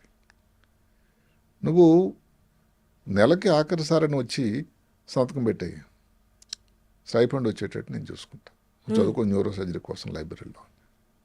ఎట్లా మర్చిపోతాం వ్యక్తుల్ని. అలాగే 81 డిసెంబర్లో మొదటిసారి ఢిల్లీ నగరం వెళ్ళాం, ఇంద్రప్రస్థం. అక్కడ ఎంట్రన్స్ రాశాం, ఓకే. మొదటిసారి వచ్చేసింది. ఇక సంతోషానికి ఏం చెప్తాం. సరే, ఇక్కడ వరకు జర్నీ చూస్తే మీ చేతుల ద్వారా ఇంతమంది ప్రాణాలు నిలబడాలని రాసుంది కాబట్టి ప్రతి స్టెప్ కూడా ఎక్కడ మిమ్మల్ని పడనీయకుండా అలా చేతులతో పైకి తీసుకొచ్చినట్టే ఉంది సార్. అక్కడ కూడా రైట్ టైంలో రైట్ పర్సన్స్ వచ్చి హెల్ప్ చేయడం. అవును, ఇప్పుడు అక్కడ సీట్ వచ్చింది, సంతోషం. ఆ సంవత్సరం వైజాగ్లోనే ఈ neurological society of India meeting అని సంవత్సరంకి ఒక నగరంలో న్యూరో సర్జరీ ఉండేటువంటి ఆ ప్రాంతంలో మీటింగ్ జరుగుతూ ఉంటాయి. అందరూ దేశంలో న్యూరో సర్జన్లు, న్యూరాలజిస్టులు అందరూ వచ్చి అక్కడ ఒక సమావేశం అనమాట, ఇయర్లీ. అది 81లో వైజాగ్లో జరిగింది. సో అక్కడ మా ఎయిమ్స్ నుంచి ఇద్దరు ముగ్గురు వచ్చారు ప్రొఫెసర్లు అక్కడికి, ఆ మీటింగ్కి. అప్పుడే నాకు సీట్ వచ్చింది అక్కడ ఢిల్లీ ఎయిమ్స్లో, డిసెంబర్. సో ఇప్పుడు ఎవరైతే మాకు ప్రొఫెసర్ గారు ఉన్నారో వైజాగ్లో, అక్కడ వచ్చారు వాళ్ళు ముగ్గురును, నేను పరిచయం చేస్తాను, ఎయిర్పోర్ట్కి తీసుకెళ్ళాడు ఆయన. అక్కడ పరిచయం చేశారు. ఆ ముగ్గురు వేరే వేరే పద్ధతి స్వభావం, ముగ్గురు ఒకలా ఉంటారు కదా. సో ఒకసారి ఏం చెప్పారంటే, నువ్వు సీట్ వచ్చింది నీకేనా? అవునన్నారు. అవును సార్. సరే నువ్వు ఢిల్లీ రా, నన్ను కలువు అన్నారు. ఢిల్లీ వెళ్ళాను. మామూలుగా చేరిపోవడం ఏదైతే మెడికల్ ఇవన్నీ అవుతాయి, చేరిపోయిన తర్వాత సర్టిఫికేట్స్ కూడా ఇచ్చాం. ఆయన ఆఫీస్కి వెళ్ళాను. ఆయన మహానుభావుడు అన్నాడు, ఇంట్రెస్ట్ మీద ఇది అది అసలు నాకు భయం వేసినటువంటి సంఘటన. మరి నువ్వు నెల రోజులు అఫీషియల్గా చేరడానికి లేదు, దానికి ఒక కారణం ఉంది. ఆయన తప్పు కాదు, కారణం ఒకటి ఉంది. నెల రోజులు నువ్వు న్యూరో సర్జరీ డిపార్ట్మెంట్లో ఉన్న కొలీగ్స్తోని వాళ్ళతోని కలిసి ఓటీకి వెళ్ళి ఏంటి, ఎన్ని గంటలు పని చేయాలి, ఎంతసేపు ఉండాలి, ఏమిటి, అవన్నీ నువ్వు ఆకలింపు చేసుకో. నెల రోజుల తర్వాత మళ్ళీ నేను పిలుస్తాను. అప్పుడు నువ్వేం చెప్తావో దాన్ని బట్టి డిసైడ్ చేద్దాం. అంతవరకు మళ్ళీ నీకు ఆ నెల కోసం ఏదైతే ఉందో స్టైఫండ్ చూసేటువంటి బాధ్యత నాది. అఫీషియల్గా మాత్రం చేరదు. ఆయన మీరు ఉండలేరు అనుకున్నారా? అనే కాకుండా అక్కడ ఒక సంఘటన జరిగింది నేను చేరేసరికి ఎయిమ్స్లోనే. ఒక న్యూరో సర్జరీ నాకంటే ముందు చేరినటువంటి వ్యక్తి సూసైడ్ కమిట్ చేసుకున్నాడు. స్ట్రెస్ తీసుకోలేక. అది కారణం. అది ఏం జరిగింది అని ఈ రోజు కూడా ఎవరికి తెలియదు. మొత్తం మీద జరిగింది ఏమిటంటే, న్యూరో సర్జరీ టఫ్ సబ్జెక్ట్. సార్లు కూడా టఫ్ వ్యక్తులు, మహాదయామయులు, కానీ నేర్పిన టైంలో మాత్రం చాలా కష్టం, టఫ్. అంటే రోజుకు 18 గంటలు చేసినా కానీ సరిపోదు వాళ్ళ దృష్టిలో. ఇంకా 36 గంటలు చేయాలని ఆలోచన. అంత నేర్చుకోవాలి, తప్పుగా కాదు. సో ఒక వ్యక్తి సూసైడ్ కమిట్ చేసుకోవడం వల్ల మినిస్ట్రీ ఆఫ్ హెల్త్ నుంచి ఒక కమిటీ ఫార్మ్ అయింది, ఎంక్వైరీ కమిటీ. టీచర్ల తాలూకా రోల్ ఎంత ఉంది, పాత్ర ఎంత ఉంది, ఆ వ్యక్తి తనంతట తానే సూసైడ్ చేసుకున్నాడా, ఎందుకు జరిగింది, ఏమిటి, ఏ కోణంలో జరిగింది అని. ఈ టీచర్లు ముగ్గురు కూడా చాలా అన్హ్యాపీగా ఉన్నారు ఆ టైంలో. సో మళ్ళీ నువ్వు ఏదో తెలియకుండా చేరిపోయి మళ్ళీ ఇబ్బందులు పెట్టుకుని మహాత్మా 1 month నువ్వు అబ్జర్వ్ చేయని వదిలేశాడు ఆయన. సో నేను ఉదయం నుంచి సాయంకాలం వరకు ఎవరైతే సీనియర్లు ఉన్నారో వాళ్ళతో వెళ్ళడం. ఉదయం 7 గంటలు మొదలయ్యేది తెల్లవారు రోజున. చలి ఢిల్లీ జనవరి అంటే. అట్లా వెళ్ళడం. అది ఏదైతే ఉందో ఆ మొండి పట్టు ఏదైతే న్యూరో సర్జరీ చేయాలనేది ఒకటే, ఇంకేం లేదు. సో సార్ ఇలా చెప్పినా కానీ నేనేదో ఇదైపోలేదు. ఇంకా నేను అమ్మో అలాగా అయితే కష్టం కదా నేను అనుకోలే. చూద్దామని 4 రోజులు గడిచిపోయింది. ఓటీకి వెళ్ళేవాడిని, ఆపరేషన్ థియేటర్. సాయంకాలం అప్పుడు ఇంక ఇన్ని సాధనాలు లేవు. న్యూరో సర్జరీ ఇప్పుడు మారిపోయింది. ఇంకా చిన్న విషయం ఏంటంటే, న్యూరో సర్జన్ వచ్చిన సంతోషంలో ఫస్ట్ టెలిగ్రామ్ నేను సార్ ఎవరైతే నాకు మహానుభావుడు సలహా ఇచ్చాడో, నువ్వు చూసుకుని నేను చూసుకుంటాను స్టైఫండ్ కోసం అని, ఆఫ్థల్మాలజీ డాక్టర్ ఇక్కడ వైజాగ్లో. ఆయనకి ఫస్ట్ టెలిగ్రామ్ మా ఇంటికి ఇచ్చిన తర్వాత ఆయనకి ఇచ్చాను. ఆ రోజుల్లో ఇంకో మొబైల్ ఫోన్ ఎక్కడదండి. తర్వాత ఒక ప్రొఫెసర్ ఆఫ్ సర్జరీ ఉన్నారు. ఆయనకు వచ్చి, సార్ నాకు ఎయిమ్స్లో సీట్ వచ్చింది సార్ అన్నాడు. నేను అనుకున్నా ఆయన అవునా అనుకుని సంతోషపడతారు, శభాష్ అని అంటాడు అనుకున్నాను. ఆయన కొంచెం ఎంత తేల్చేశాడు. అంటే దానికి కారణం లేకపోలా. ఆయన అన్నాడు, న్యూరో సర్జరీ రిజల్ట్స్ అంత బాగోయ్యా, పేషెంట్ అయితే నడుచుకొని వెళ్తాడు, తిరిగి రావడం దీనిగా వస్తాడు స్ట్రెచ్చర్ మీద. అది ఇప్పటికీ ఉంది కదా సార్ అట్లా? అంటే అది కొంత చాలా తగ్గింది. ఓకే. ఎందుకంటే పరిస్థితులు చాలా మారాయి. ఇప్పుడు ఉంటే పరిస్థితులు, అప్పుడు ఉండేటటువంటి ఫెసిలిటీస్, సౌకర్యాలు, ఎక్విప్మెంట్, టెక్నాలజీ. అది ఆపరేషన్ అంటే ఇప్పుడు 4 గంటలు అయిపోయే ఆపరేషన్ అప్పుడు 8 గంటలు పట్టేది. 82 పరిస్థితి అది. ఇన్వెస్టిగేషన్స్ కూడా అలాగే ఉండేవి. అబ్బో ఇప్పుడు సిటీ స్కాను, ఎంఆర్ఐలు, పెట్ స్కాన్లు ఎన్నో వచ్చేసాయి. అసలు న్యూరో సర్జరీ ఇప్పుడు మారిపోయిందండి, పెను మార్పు. అప్పట్లో ఒక పరీక్ష చేయాలంటే అబ్బో, న్యూరో సర్జరీ డిపార్ట్మెంట్ ఎయిమ్స్లో అయితే ఒక సిటీ స్కాన్ మెషిన్ పూర్తిగా ఉత్తర భారతదేశానికి అంతగా అక్కడే వచ్చింది మొదటిసారి. దానికి ఒక పెద్ద వెయిటింగ్ లిస్టు, అంటే అందరికి కావాలి కదండి. అందుకని దాన్ని ఎక్కువగానే వాడినట్టయితే సిటీ స్కాన్ మెషిన్ డ్యామేజ్ అయిపోతుందని సాయంకాలం అది తర్వాత దానికి తాళం వేయబడుతుంది. అంటే పేషెంట్ ఎవరైనా సీరియస్ పేషెంట్ వచ్చారనుకోండి, అప్పుడు ఇక్కడ మెడలో ఒక సూదేసి దానికి కొన్ని యాంజియోగ్రామ్ అని ఒక పరీక్ష ఉంటుంది. అది చేసే మాకు చేయించుకునే పేషెంట్కి, చుట్టాలకి, అందరికీ ఇబ్బంది. రాత్రి ఏదో 12 పేషెంట్ ఎక్కడి నుంచో, హర్యానా నుంచి వస్తే లేకపోతే పంజాబ్ నుంచి వస్తే ఆ ఎనస్థీషియా డాక్టర్ ఉండాలి, రేడియాలజీ డాక్టర్ ఉండాలి. ఆ టైంలో ఇంత జరిగేది సంగతి. ఇప్పుడు సిటీ స్కాన్ మెషిన్ లోపలికి వెళ్తే 3 నిమిషాల్లో ఏముంది ప్రాబ్లం.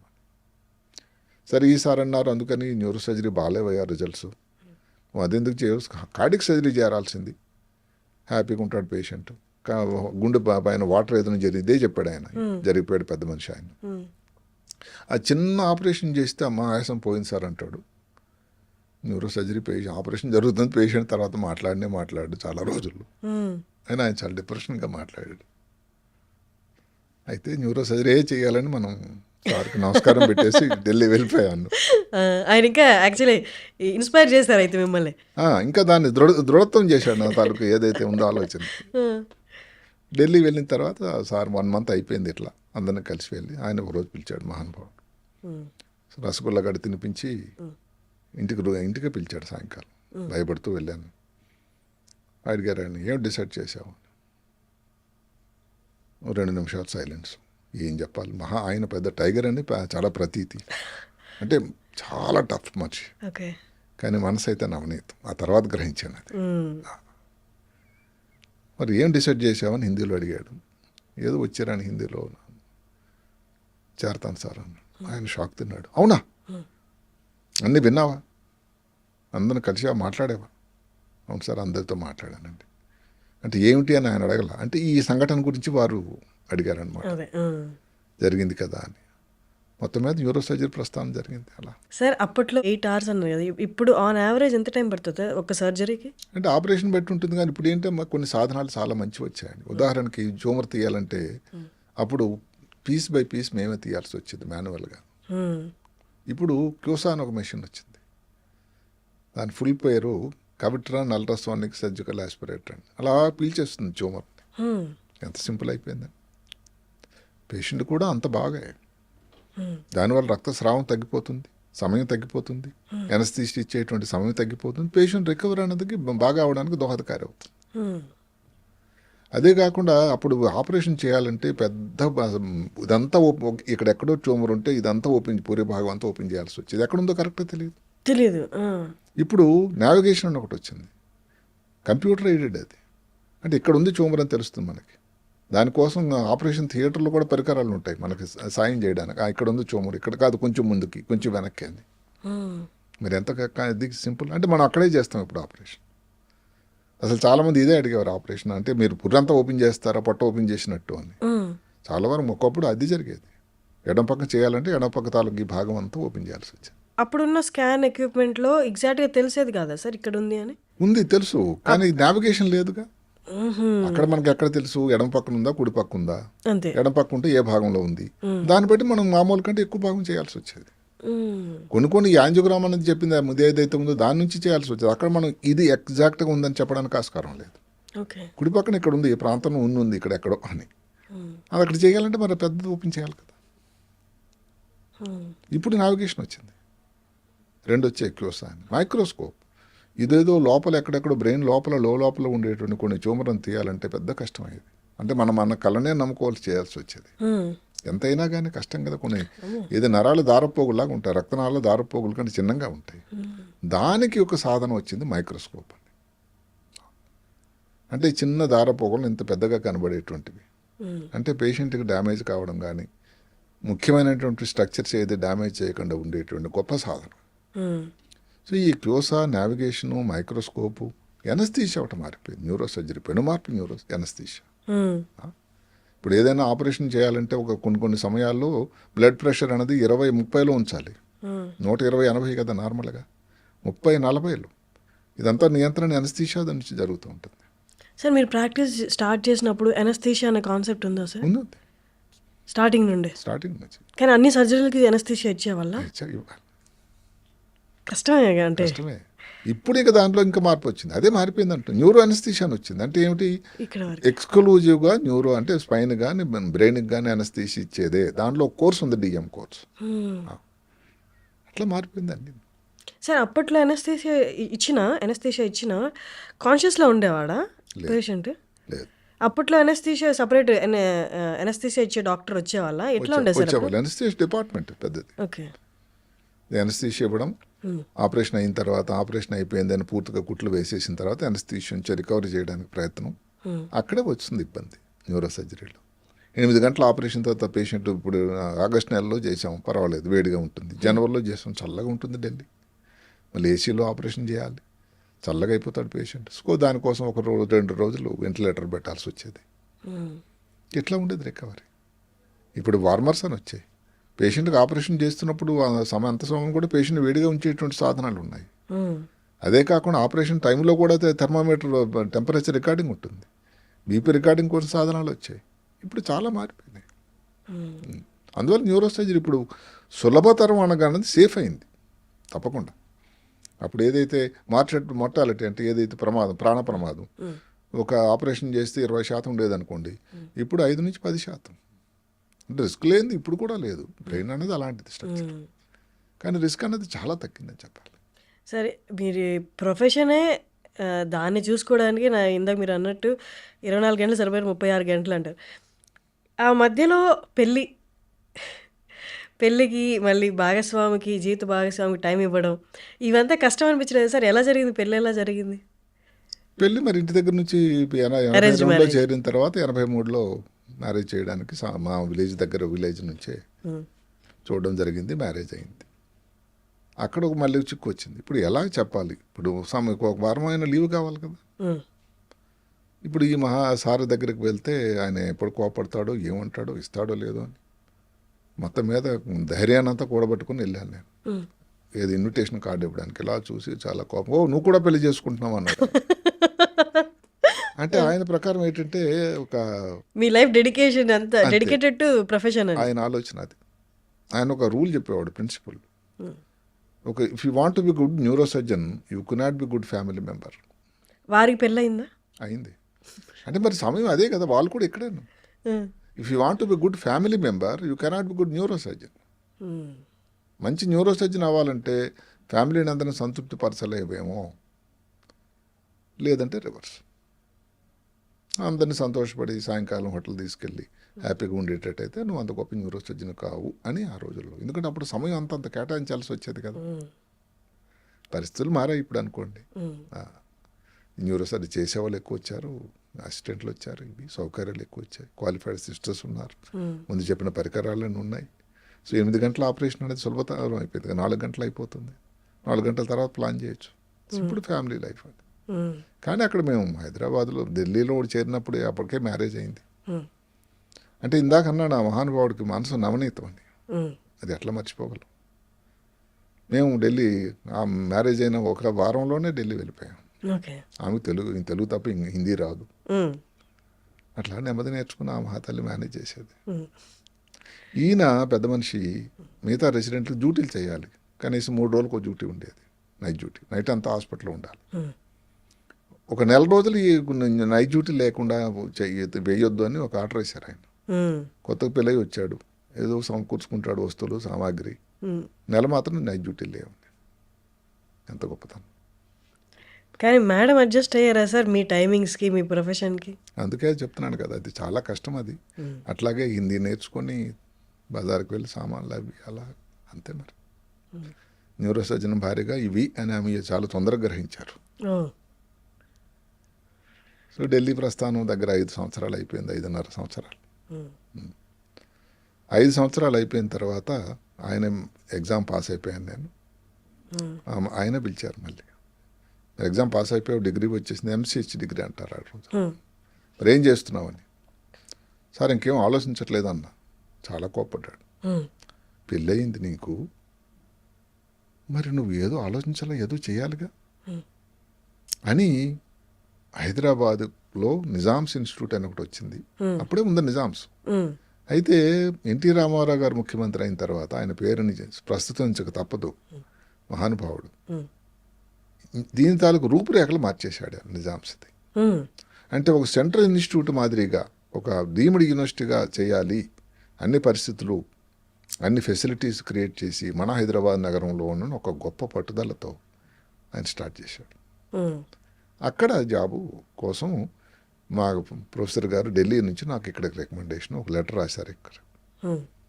అట్లా 86 బ్యాక్ టు ఆంధ్ర, 86 ఆఖరి భాగంలో వచ్చి తర్వాత ఇంకొక 6 మాసాలు ఢిల్లీలోనే ఉండి 87 హైదరాబాద్ నగరం జాబ్ కోసం చేరడం కోసం వచ్చాం. సార్ కానీ సర్జన్ అంటే, న్యూరో సర్జన్ అంటే మెయిన్లీ ఎప్పుడు కూల్ మైండెడ్గా ఉండాలి, ఎప్పుడు ఫోకస్డ్గా ఉండాలి. బట్ ఫ్యామిలీ పర్సన్ అయిన తర్వాత ఎంత కాదన్నా ఎక్కడో ఒకటి చిన్న చికాకులు సమస్యలు ఏదో ఎదురవుతూనే ఉంటాయి. ఇవి ఎలా బ్యాలెన్స్ చేశారు సార్? వన్స్ ఆపరేషన్ థియేటర్లోకి ఎంటర్ అవుతున్నారంటేనే మీరు కాదు, మీరు ఒక సర్జనే అని గుర్తుపెట్టుకోవాలి. ఇది ఎలా బ్యాలెన్స్ చేశారు సార్ బోత్? అంటే మరి ఇప్పుడు కూడా అదే పద్ధతి. ఆపరేషన్ సమయంలో అయితే తదేక జ్ఞానం. ఇప్పుడు మొబైల్ ఫోన్ వచ్చినా నేను ఏది ఆన్సర్ చేయను, అసలు సైలెంట్లో ఉంటుంది ఆపరేషన్ అయినంత సమయం ఇప్పుడు కూడా. సో వారికి తెలుసు ఈయన ఫోన్ చేసినా ఎత్తారు. ఇది నా ఇందుకు ముందు చెప్తాను ఈరోజు ఆపరేషన్ ఉందని. ఇలా టైంలో ఆయనకు ఫోన్ చేసినా వద్దు, వేస్ట్, ఆయన ఎత్తాడు. కొన్ని ఎమర్జెన్సీ అటెండ్ అవ్వాల్సినవి ఉంటాయి ఫ్యామిలీలో, వాటన్నప్పుడు అంటే అవన్నీ కూడా అడ్జస్ట్మెంట్స్ ఏనమ్మా. మిస్ అయినవి ఏమైనా ఉన్నాయా సార్? మిస్ అయ్యాను పర్సనల్ లైఫ్ సమ్ టైమ్స్. అందుకని ఇందాకైతే మహానుభావుడు చెప్పిన రూల్ నాకు అప్పుడప్పుడు బాగా గుర్తుకొస్తూ ఉంటుంది. ఇప్పుడు మిగతా స్పెషాలిటీ చేసేవాళ్ళు ఏదో ఆఫ్టర్మాల్ చేసేవారు, అదేదో కించపరచడం అని కాదు, వాళ్ళ కుటుంబంతో హ్యాపీగా ఉంటారు. అది మరి ఎన్నో సంఘటనలు మిస్ అయిపోయాను నేను డెఫినెట్గా. అంటే దానిని ఇప్పుడు రెగ్యులేట్ అని కాదు, బట్ ఆ సబ్జెక్ట్లో ఆ స్పెషాలిటీలో డిసైడ్ చేసిన తర్వాత దానిలో ఉన్నటువంటి ఇబ్బంది అనే దానికన్నా దానితో అసోసియేటెడ్ పరిస్థితులు అవైతే మనం తప్పదు. సార్ కొన్ని క్రిటికల్ అండ్ డెలికేట్ కేసెస్ వస్తాయి. అంటే చిన్నపిల్లలు ఏదైనా పడి వాళ్ళకి బ్రెయిన్కి తలకి దెబ్బ తగలడం, అలాంటి క్రిటికల్ కేసెస్లో చిన్నపిల్లాడే అన్న ఇమోషన్ స్టార్ట్ అవుతుంది. అట్ ద సేమ్ టైం ఎట్లయినా కాపాడాలన్న ప్రెషర్ కూడా ఉంటుంది. అలాంటి కేసెస్ ఎలా డీల్ చేస్తారు సార్?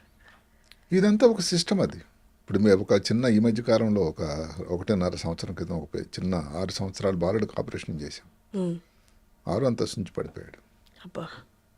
వచ్చినప్పుడు బీపీ రికార్డింగ్ లేదు. 6-9 సంవత్సరాలు బీపీ లేదు, హిమోగ్లోబిన్ అనేది 6 గ్రాములు, సరిగ్గా శ్వాస తీసుకోవట్లేదు, వెంటిలేటర్ మీద ఉన్నాడు, బ్రెయిన్లో క్లాట్ ఉంది. కానీ శాస్త్రం ఏం చెప్తుందంటే బీపీ కానీ తక్కువ ఉండేటట్టయితే ఆపరేషన్ చేసినా ప్రమాదం చాలా ఉంటుంది. అట్లా 3 రోజులు 4 రోజులు ఆపరేషన్ చేయలేదు. ఆ బీపీ నార్మల్ అయినంత వరకు. రక్తం తక్కువ ఉంది, దాని రక్తం ఎక్కించాలి, ఒక 3 బాటిల్ రక్తం ఎక్కించిన తర్వాత ఆపరేషన్ కోసం రెడీ అవుతాడని. అంటే తలకి దెబ్బ తగిలి ఓపెన్ అయిందా సార్, లేకపోతే లోపలికి బోన్స్ ఇరిగిపోయినాయి. అమ్మో. డిప్రెసర్ ఫ్రాక్చర్ అంటారు. బోన్స్ విరిగిపోయి లోపలికి వెళ్ళి బ్రెయిన్ డ్యామేజ్ చేశాయి. అందువల్ల స్పృహ కోల్పోయాడు. చేతులు కూడా ఫ్రాక్చర్ అయింది, కాళ్ళకు కూడా ఫ్రాక్చర్ అయింది. ఇవన్నిటి కారణం. 4 రోజులు అయిన తర్వాత నేను రోజు చెప్తా ఉన్నాను, ఇంకా అబ్బాయి ఫిట్ కాలేదు, చూద్దాం, ఆపరేషన్ అంటే చేసినా ఏదో కూరగాయల్లా కాదు, ఆపరేషన్ తర్వాత బాగా అవ్వాలి కదా అని రోజు తల్లిదండ్రులకు బాధ అయ్యేది, భయమే, ఏమవుతుందో. రోజు సాయంకాలం అన్నాను నేను, రేపు వచ్చే ముందు జనరల్గా సీరియస్ పేషెంట్ ఉంటే రోజుకు 2 సార్లు చూస్తాను నేను, 2 సార్లు కూడా చుట్టాలతో మాట్లాడటం. అదొక క్రమం. 4:30కి ఇంటికి వెళ్ళిపోయే ముందు చెప్పాను నేను సాయంకాలం ఇంకా అలాగే ఉన్నాడు, రేపటికల్లా మరి అంత బాగుంటే 6 రోజులు అయిపోతుంది, కొంచెం హిమోగ్లోబిన్ పికప్ అయింది, బెటర్ ఉంది కాబట్టి ఆపరేషన్ చేద్దామని.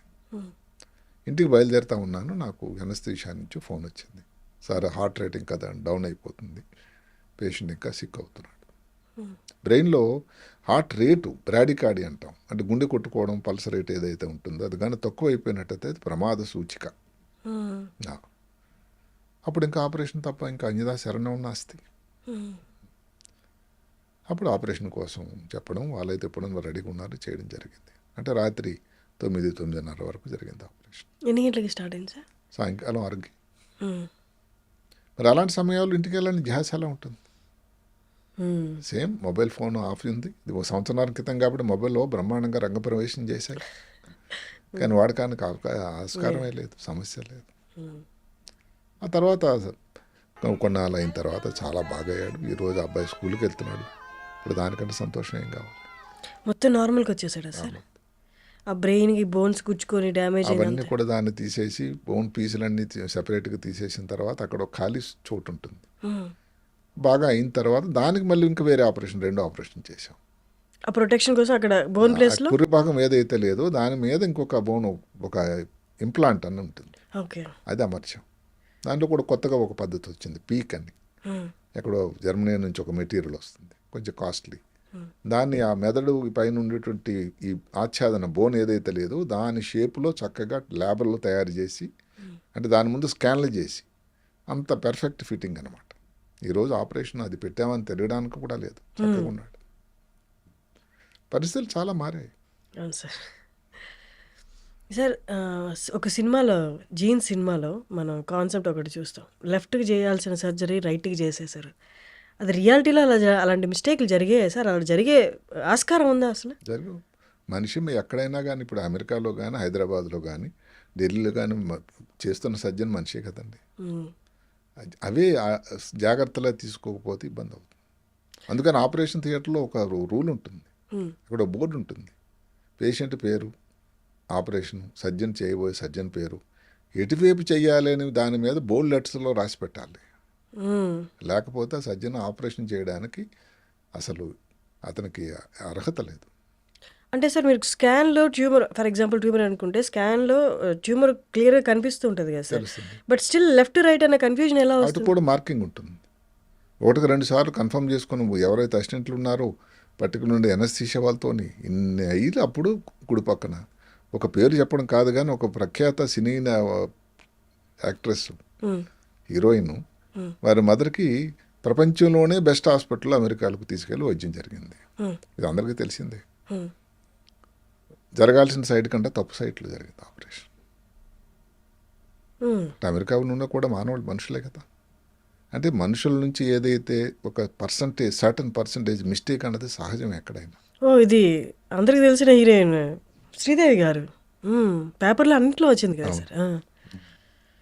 సరే, అక్కడ out of the court settlement ఏదో అయింది, అవన్నీ మనం కాదు. నేను చెప్పడం ఏంటంటే అంత గొప్ప హాస్పిటల్ అది అమెరికాలో, ప్రపంచంలోనే గొప్ప హాస్పిటల్.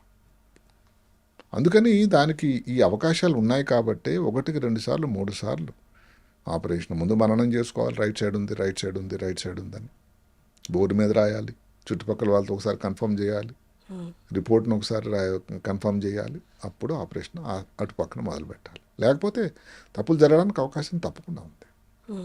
ఇక్కడ సీనియారిటీ జూనియారిటీ కాదు, అప్రమత్తం. ఏదన్నా కానీ ఈజీగా తీసుకుంటే మాత్రం ప్రమాదం. ఇప్పుడు పొట్ట అనేది ఒకటే ఉంటుందండి, కట్ చేసి సరిపోతుంది. ఛాతీ ఒకటే ఉంది. ఇప్పుడు ఎవరైతే 2 అవయవాలు ఉన్నాయో అక్కడే వస్తుంది ఇబ్బంది, 2 భాగాలు ఉన్నాయో అక్కడే వస్తుంది ఇబ్బంది. మరి కంటి మీద పొరపాటు, తప్పు కంటి మీద ఆపరేషన్ చేసినవి చాలా రోజుల క్రితం పెద్ద ఇష్యూ అయింది హైదరాబాద్ భాగ్యనగరంలోనే. ఎక్కడైనా తప్పులు జరుగుతాయండి, ఎవరు చేశారని మనం పక్కన పెడదాం. తప్పులు జరిగేదానికి ఆస్కారం ఉంది కాబట్టి దానికి అప్రమత్తత, ఒక పద్ధతి, ఒక డిసిప్లిన్ చాలా ముఖ్యం.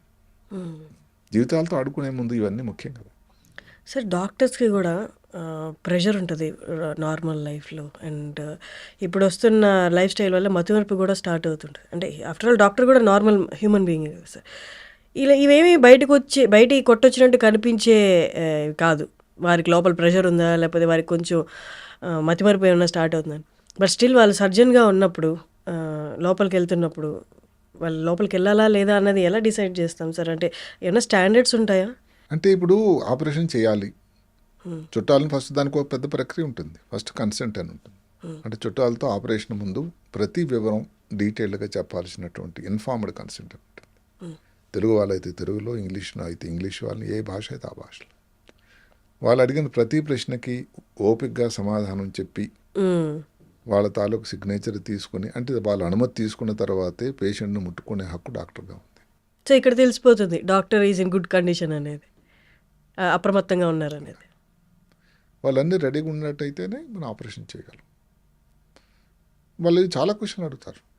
అంటే సహజంగానే ఎప్పుడు ఇది క్యాన్సర్ కాదా, ఎడం పక్కన ఆపరేట్ చేస్తే మాటలో తేడా రావచ్చు అని చెప్తాం. మరి ఎన్నాళ్ళలో మాట్లాడతాడు, కాలు చేయి పడిపోతే మరి ఎప్పుడు బాగవుతాడు, ఇంకెన్నో ప్రశ్నలు. 4 కుట్లు తీస్తారు, బ్రెయిన్ అంతా పురుభాగం అంతా ఓపెన్ చేస్తారు. అలాంటి సిల్లీ ప్రశ్నల నుంచి ముఖ్యమైన ప్రశ్నలు, అవసరమైన ప్రశ్నలు కూడా చాలా ఉంటాయి. కనీసం 4 నుంచి 5 యావరేజ్ అటువంటి అటెండెన్స్. ముఖ్యంగా ముందు గవర్నమెంట్లో కానీ ఎక్కడ కూడా కార్పొరేట్ రంగంలో ఇది మరీ ఎక్కువ అయిపోయింది. గత 32 సంవత్సరాల నుంచి కార్పొరేట్ రంగంలో ఏదైతే ఇప్పుడు నేను వైద్యం చేస్తున్నానో అక్కడ ఇంకా స్ట్రెస్తో కూడుకున్నది. ఆపరేషన్ చేసే టైంలో కూడా ఇందాక చెప్పాను ఒకటి, హైపోటెన్షన్ అంటే బీపీ చాలా తక్కువ చేసి ఆపరేషన్ చేయాల్సి ఉంటుంది. బ్రెయిన్లో ఎన్యూరిజమ్స్ అని ఉంటాయి, అంటే చిన్న బొబ్బిల్లాగా వస్తాయి రక్తనాళాల్లో. చాలా ప్రమాదమైన ఆపరేషన్, ప్రమాదమైన కష్టం. మరి అలాంటి ఆపరేషన్ చేసినప్పుడు ఎనస్థీషియా వాళ్ళకి చెప్తూ ఉంటాం, కొంచెం బీపీ తగ్గించండి, ప్రమాదం ఉంది అని. ఆయన తగ్గిస్తాడు. అదే చాలామందికి జోకులు వేస్తూ ఉంటాను. పేషెంట్కి బీపీ రికార్డింగ్ కోసం అక్కడ సాధనాలు ఉన్నాయి, బీపీ ఆపరేటర్స్ ఉంది, ఆర్టీలు లేన్ అని వేస్తారు. మరి చేస్తున్న సర్జన్ తాలూకు పరిస్థితి ఏమిటో. బీపీ వాళ్ళు ఎన్ని లోటుపాట్లకి హెచ్చు తక్కువ అవుతుంది, అంత పల్స్ రేట్ కొట్టుకుంటుంది. అలాగ ప్రతి అలాంటి కాంప్లికేషన్ ఆపరేషన్ అప్పుడు కూడా చేస్తున్న సర్జన్కు ఇంత లోటుపాట్లకి ఎదురవుతాడు ఆయన, ఆటో పోట్లకి. అంటే మరి హెల్త్ మీద కూడా దాని తాలూకా ప్రభావం కొంత గొప్ప ఉంటుంది కదా. అయితే ఇవన్నీ లెక్కలేసి క్యాలిక్యులేషన్ చేసి 1+2 3 అని చేసేదానికి ఆస్కారం లేదు. ఒక సర్జరీ ఇవన్నీ చేయడానికి డిసైడ్ చేసినప్పుడు దానిలో ఇది కానీ గుండె ఆపరేషన్లు, కాంప్లికేటెడ్ ఆపరేషన్లు ఏవైనా కూడా ఎన్నోసార్లు మనం అనుకున్నట్టు జరగవు. ఒక ప్లాన్ మీద వెళ్తాం, 2 బాటిల్ రక్తం సరిపోతుంది అనుకుంటాం, 5 బాటిల్ అవసరం పడితే అక్కడ బ్లీడింగ్ అవుతా ఉందని ఒక అంచనా ఉంటుంది. ఇన్ని పరీక్షలు వచ్చినా కూడా, ఎంఆర్ఐ, సిటీ స్కాన్ అన్నీ వచ్చినా కూడా మేము ముందుగానే అనుకుంటాం ట్యూమర్ చాలా రక్తం ఉంటుంది, బ్లీడింగ్ అవుతుంది, వాస్తవమే. కానీ ఎంత బ్లీడింగ్ అవుతుందని అనుకోమే. మరి అప్పుడు ఎంత స్ట్రెస్, ఎంత భయం, ఎంత గాబరా. అప్పుడు తదేక జ్ఞానం ఒకటే ఏమిటంటే ఎలాగైనా రక్తం ఆపాలి, పేషెంట్ని మళ్ళీ వెనక్కి తీసుకెళ్ళిపోయి వాళ్ళ అటెండెన్స్ చూపించాల్సినటువంటి బాధ్యత. సరే మనం 10% రిస్క్ అన్నాం, 20% రిస్క్ అన్నాం, పేషెంట్ సైన్ చేసేసారు చుట్టాలు, అయిపోదు కాదు కదా.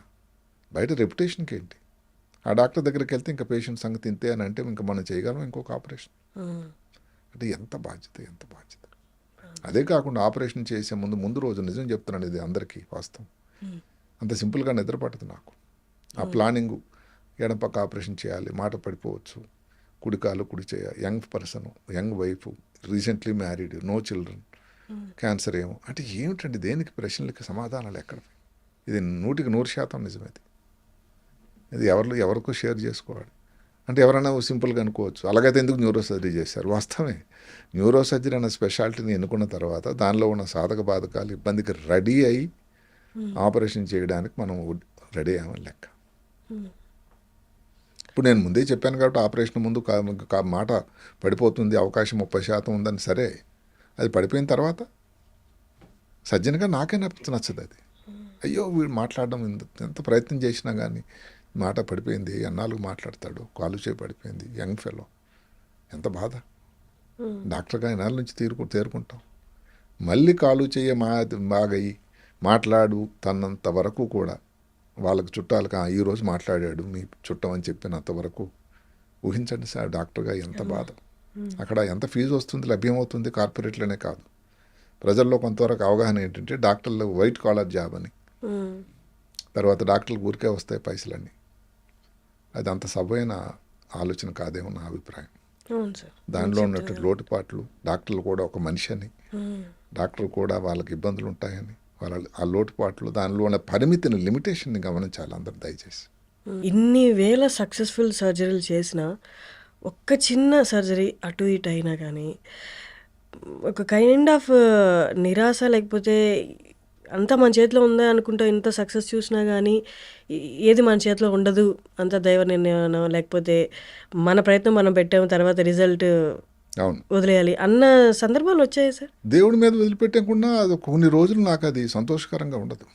మ్మ్. మా శ్రీమతి గ్రహిస్తారు, ఏమైంది సర్జరీ, ఎలా అయింది జరిగిందని. బాగాలేడు పేషెంట్. సో రాత్రి మళ్ళీ ఫోన్లో పేషెంట్ బాగాలేడు సార్, మళ్ళీ రాత్రి మీద వెళ్ళి చూడటం. మ్మ్. ఇక్కడ చుట్టాలకు మనం చెప్పేసాము రిస్క్ పర్వాలేదని కాదు. అక్కడ పేషెంటే, ప్రతి పేషెంటు 100% ఆ కుటుంబానికి 100%. మ్మ్. ఇక్కడ 10% చెప్పాము కాబట్టి పర్వాలేదని కాదు కదా. ఆ కుటుంబం 1% రిస్క్ చెప్పినా కూడా ఆ కుటుంబానికి అది 100%. నా లెక్క అది. అంతే అంతే. మ్మ్. ఆయన ఆ కుటుంబానికి సంపాదనకారు, కుటుంబం అంతా ఆయన మీద ఆధారపడి ఉంది. ఏదైనా ఇబ్బంది వచ్చి ఆయన ఉద్యోగానికి వెళ్ళలేని పరిస్థితి వస్తే మ్మ్. ఎంత బాధాకరం. అందువల్ల అందులో ఆ పార్ట్ ఆఫ్ ఇది షేర్ చేసుకోక తప్పదు. ఓకే. అటెండెన్స్ రోజు దీనిలో తీసుకోవాలి, కాన్ఫిడెన్స్లోకి. నా ప్రయత్నం నేను చేశాను, ఇంకా చూద్దాం, ప్రయత్నం అవకాశం ఉంది, చిన్నపిల్లాడు అవకాశం ఉంది. క్యాన్సర్ అన్న ఈ రోజుల్లో ఎన్నో సాధనాలు వచ్చాయి, మంచి రేడియేషన్ వచ్చింది, ఇంకేదో కీమోథెరపీ వచ్చింది, ఏదో దగ్గరలో ఉద్యోగానికి వెళ్తాడేమో, మీ కుటుంబానికి కూడా ఉపయోగంగా ఉంటాడు. ఇలాంటి ప్రతిరోజు అందుకనే చాలా చాలా చాలా మంది పేషెంట్, నా చుట్టాల పేషెంట్లు ఏంటంటే దే ఆర్ బికమ్ మోర్ ఒక రిలేషన్ లాగా అయిపోతుంది నాకు వాళ్ళు. అంతే సార్. ఈ మొత్తం జర్నీలో మర్చిపోలేని ఆనందకరమైన సంఘటనలు. 52 సంవత్సరాల ప్రస్థానం. మ్మ్. మా ఊరికి 70లో వదిలిపెట్టిన తర్వాత మొట్టమొదటిది విజయవాడ లైలా కాలేజ్. ఆ లైలా కాలేజీ మర్చిపోలేంది. ఎంబీబీఎస్ సీట్ వచ్చినప్పుడు మా చుట్టుపక్కల విలేజ్ వాళ్ళందరూ కూడా ఈ అబ్బాయికి విలేజ్ ఎంబీబీఎస్ సీట్ వచ్చిందని మ్మ్. చెప్తున్నప్పుడు మా తల్లిదండ్రులు పడ్డ సంతోషం, నేను పడ్డ సంతోషం, విశాఖపట్నం కాలేజీలో చేరడానికి వెళ్ళినప్పుడు ఉన్నటువంటి ఆ ఆలోచన మ్మ్. చాలా గొప్పది. అది కాకుండా జీవితానికి ఈ రోజున పెద్ద మలుపు త్రోవ తీసినటువంటి all India institute medical sciences Delhi, మ్మ్. న్యూరో సర్జన్గా అవ్వడానికి నాంది ప్రస్తావన జరిగిన ప్లేస్. తర్వాత మా అబ్బాయికి సీటు న్యూరో సర్జరీనే చేయకుండా కార్డియక్ సర్జరీ చేశాడు ఆయన. మ్మ్. మరి ఆ సీటు అదే ఎయిమ్స్లోనే మ్మ్. సేమ్. సేమ్ సీట్ వచ్చినప్పుడు అన్నిటికంటే చాలా ఉద్వేగానికి లోనయ్యాను. మ్మ్. ఎందుకంటే ఒక తండ్రి కొడుకు మ్మ్. సర్జికల్ స్పెషాలిటీస్లో మ్మ్. అదే బిల్డింగ్లో అలాంటి గొప్ప ఎంసీ ఇన్స్టిట్యూషన్లో చదవడం అవకాశం భగవంతుడు ఇవ్వడం, చాలా ఎమోషనల్ మూమెంట్ కదా సార్ అది. అది ఎట్లా మర్చిపో అదే సేమ్ బిల్డింగ్లో కొన్నేళ్ల తర్వాత. కొన్నేళ్ళ తర్వాత. సో మర్చిపోలేని సంఘటనలు అంటే ఇవే. ఇన్ని వేల సర్జరీస్ తర్వాత, ఇంత ప్రయాణం తర్వాత ఇంకా నాకు ఇది చెయ్యాలి అనిపించేది ఏదైనా ఉందా సార్ ప్రొఫెషన్లో? అంటే అది ఇంకా అంతులేని కదండి, ఏదో పాత సినిమా మాదిరి. అంటే ఏంటి, ఇంకా నాకు భగవంతుడు ఆరోగ్యం ఇచ్చినంత వరకు ఇంకా ఆపరేషన్లు చేయాలి, పేషెంట్లకు ఉపయోగకరంగా ఉండాలి, మ్మ్. పేషెంట్లు నా మీద ఉన్న నమ్మకం సన్నగిల్ల కన్నా ఉండాలి. ఒక ఎత్తు అయితే మ్మ్. ఇప్పుడు మా అబ్బాయి కార్డియక్ సర్జన్ అయ్యాడు. ఆయన చేయబోయే మొట్టమొదటి హార్ట్ ట్రాన్స్ప్లాంట్ మ్మ్. చేస్తానని ఆయనకి ఇంట్రెస్ట్. మ్మ్. ఆ ట్రాన్స్ప్లాంట్ చేశాడని విన్న రోజు మ్మ్. నాకు చాలా సంతోషం. సార్ ఇదంతా ప్రొఫెషను, బాధ్యత, ఇదంతా ఓకే. కానీ మీకు కొంచెం రిలాక్స్ అవ్వాలి అనుకుంటే ఎప్పుడు, అంటే ఈ ప్రదేశానికి వెళ్తే నేను రిలాక్స్డ్గా ప్రశాంతంగా ఉంటాను అన్నది ఏమైనా ప్లేసెస్ ఉన్నాయా సార్? అంటే కొన్ని సందర్భాలు కుటుంబంతో కొన్ని ప్రదేశాలు వెళ్ళి ఉన్నాయి. మ్మ్. నాకు అన్నిటికంటే ఇప్పుడు ఎన్నో విదేశాలు వెళ్ళి చూసినా కానీ ఆ విలేజ్కి వెళ్ళినప్పుడు ఆ సంతోషం, అంటే ఇప్పుడు మా అమ్మా నాన్న అందరూ జరిగిపోయారు, నేనే 69 సంవత్సరాలు అయిపోతుంది దగ్గరలో. మ్మ్. కానీ నాకు ఎప్పుడూ మర్చిపోలేనిది ఆ చిన్న గ్రామం. ఇప్పుడైతే అక్కడ పరిస్థితులు చాలా మారాయి, సౌకర్యాలు మారాయి, విద్యుత్ వచ్చింది, రోడ్లు ఉన్నాయి. మ్మ్. పేరు సార్? కింతలి అని శ్రీకాకుళానికి 5 కిలోమీటర్లు. మ్మ్. ఎందుకు అంటే అది ఎప్పుడు మర్చిపోయిన జనని జన్మభూమిస్య స్వర్గాదపి కరియేసి, అంటే ఆ విలేజ్ని అట్లా మర్చిపోవాలి. మీ ఊర్లో వాళ్ళందరికీ మేబీ వాళ్ళు మీరు స్పెసిఫిక్గా న్యూరో సర్జన్ తెలియకపోయినా మీరు డాక్టర్ అని తెలుసు కదా సార్? అందరికీ తెలుసు న్యూరో సర్జన్ అని. న్యూరో వాళ్ళకి అర్థమవుతుందా ఈ సార్? రోజు కూడా హైదరాబాద్కి మ్మ్. చాలామంది వస్తారు. అంటే సరే వాళ్ళ నమ్మకం ఏదో అస్తవాసని, ఆయన చేస్తే వైద్యం సరిగ్గా చేస్తాడని అనవసర వైద్యం చేయడని, మన వాళ్ళని. మన వాళ్ళని, ఉమ్, మన మధ్యన ఇక్కడ పుట్టి పెరిగిన అబ్బాయి అని. ఉమ్, సో అన్నీ వాళ్ళకి తెలుసు కాబట్టి. అదే కాకుండా మిగతా వాళ్ళు ఇప్పుడు కూడా చాలామంది శ్రీకాకుళం నుంచి వస్తారు. అంటే రాష్ట్రం విడిపోయిన తర్వాత కొంతమంది అయ్యో హైదరాబాద్ అంటే మన ఊరు కాదు కదా అన్నట్టు పొరపచ్చాలు వచ్చినా కూడా ఉమ్, వైద్యం కోసం హైదరాబాద్ ముఖ్యంగా నా దగ్గరికి చాలామంది వస్తారు. అది ఇంకో సంతోషకరమైన పరిణామం. అవును సార్. అంటే అంత సమస్యల్లో అంత బతుక చావా అన్న టైంలో మీ పేరు గుర్తు తెచ్చుకోవడం, మీరున్నారన్న భరోసా వాళ్ళకి కలగడం అనేది అదే ఇంకా కొన్ని సంవత్సరాలు చేయాలంటే ఉంటుంది. అది ఒక పంపింగ్ మెకానిజం అన్నమాట. అదే నాకు ఇన్స్పిరేషన్, అదే శక్తి. Great talking to you sir. చాలా విషయాలు, తెలియని విషయాలు చెప్పారు. అండ్ జనాలకి, నార్మల్ జనాలకి ఏవో చిన్న చిన్న డౌట్స్ అంటారు కానీ అవి సొల్యూషన్ అనేది ఎంత, అంటే సర్జన్ పాయింట్ ఆఫ్ వ్యూలో చూస్తే ఎంత కష్టతరంగా ఉంటుందో మీ మాటల్లో చెప్పారు. Thank you so much sir. మళ్ళీ ఇంకొక ఎపిసోడ్తో ఇంకొన్ని సర్జరీ రిలేటెడ్, బ్రెయిన్ రిలేటెడ్ సమస్యల గురించి మళ్ళీ మాట్లాడుకుందాం sir. Thank you so much for coming. నమస్కారం.